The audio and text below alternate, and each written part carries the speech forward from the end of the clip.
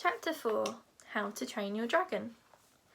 Ha ha ha! Snoutlout was laughing so hard he hadn't managed to say anything at all. The boys were hanging about the village gates, taking the opportunity to show off the dragons they had caught. Hiccup had tried to walk through without being noticed, but Snoutlout had stopped him.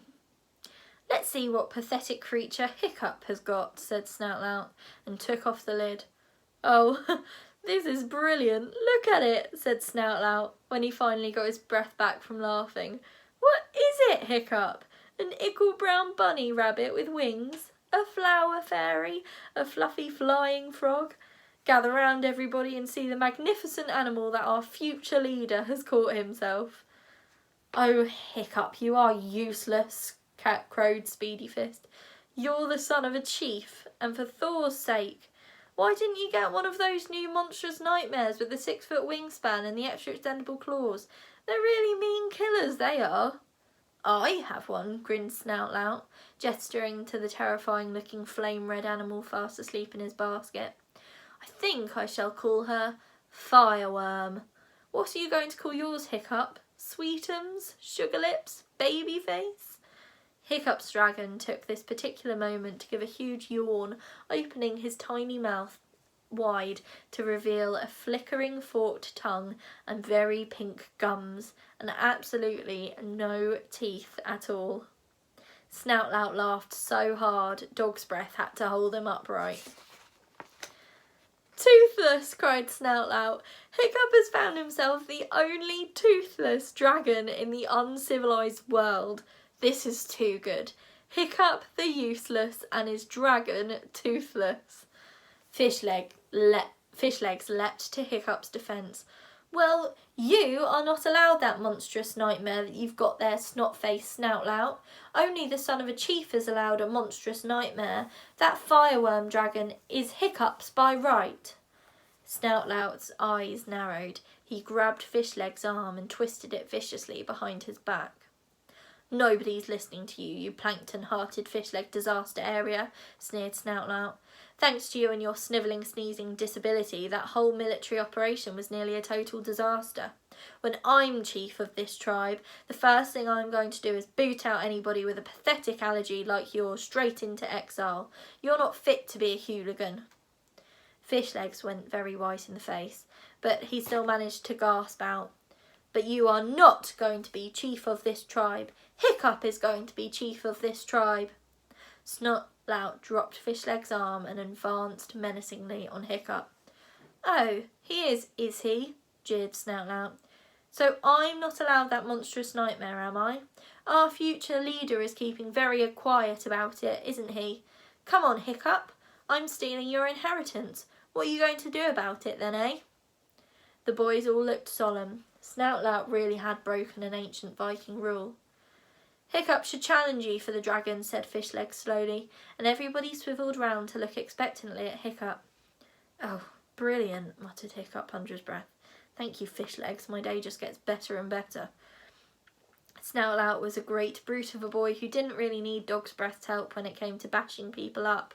He wore specially constructed bronze-tipped sandals in order to... I've lost my place, sorry.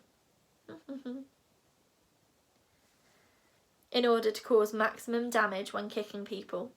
Hiccup tried to stay out of his way as much as he possibly could, but he couldn't ignore this insult to his status now Fishlegs had helpfully pointed it out, without looking like a coward in front of the other boys.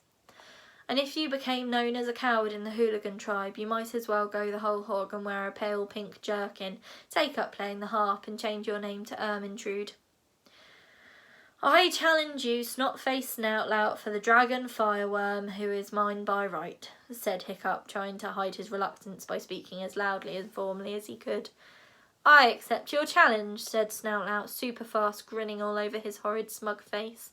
"Axes or fists?"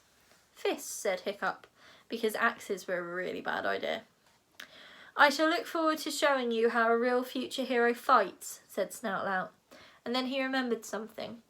"After the initiation thing on Thor's Day Thursday, though, I don't want to stub my toe or anything while I'm kicking you all around the village." "Hiccup might win," Fishlegs pointed out. "Of course he won't win," boasted Snoutlout. Look at my sporting ability, my Viking courage, my capacity for mindless violence.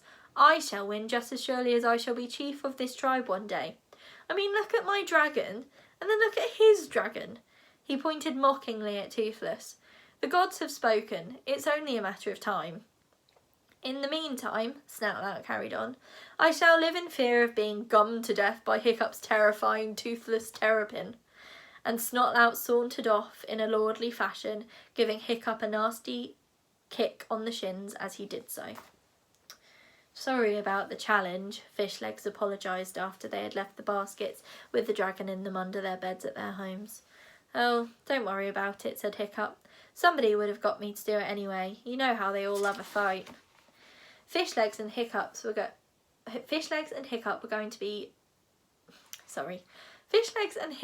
were going to the Great Hall to look for the book Gobber had recommended, How to Train Your Dragon by Professor Yobbish. "As it happens," confided Hiccup, "I know a bit about dragons already, but I haven't the foggiest clue how to start training one. I would have said they were virtually untrainable. I'm really looking forward to getting some tips." The Great Hall was a hullabaloo of young barbarians fighting, yelling and playing with the popular Viking game of Bashy Ball, which was a very violent contact sport with lots of contact and very few rules. Hiccup and Fishlegs found the book tucked away in the fireplace, practically in the fire. Hiccup had never noticed it before. He opened the book, and then in brackets it says, "I have included a basic replica of How to Train Your Dragon by Professor Yobbish here, in order that you can share the experience with Hiccup of opening the book for the first time, full of hope and interest and expectation. You will have to imagine that the cover is unusually thick, with golden clasps that some scribe has covered it in elaborately fancy gilt lettering. It looks very inviting indeed." So, How to Train Your Dragon by Professor Yobbish. And then it comes from the Meathead Library. About the author. Professor Yobbish, BA, MA, Ons, Cantab, etc., has spent many years in the wild observing dragons in their natural habitat. This book is the culmination of his research, and it is the definitive textbook on the subject of these fascinating creatures. Professor Yobbish lives alone in a cave on the Isle of Doom. He is the author of Looking After Your Killer Whale and Sharks and Other Great Pets. He is currently writing a book about butterflies. Chapter the first and last.